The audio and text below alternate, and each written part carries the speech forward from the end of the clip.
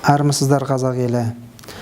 Ұлы хакім Абай атамыздың 175 жылдық мерейтойына орай елімізде Абай өлеңдері мен қара сөздерін оқудан эстафета өтіп жатқанына баршаңызға мәлім. Осы эстафетаны досым, бауырым, кикбокстан әлем кубогының иегері, 2 дүркін Европа чемпионы, бірнеше дүркін Азия чемпионы Қайыпжанов Елмұрат Мұқашұлынан қабылдап алдым. Сенбе жұртқа тұрса да қанша мақтап, әуретеді ішіне қулық сақтап.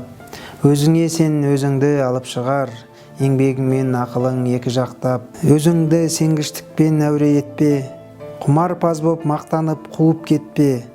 Жұртпен бірге өзіңді қосалдасып, салпылдап сағым қуып бойың екпе.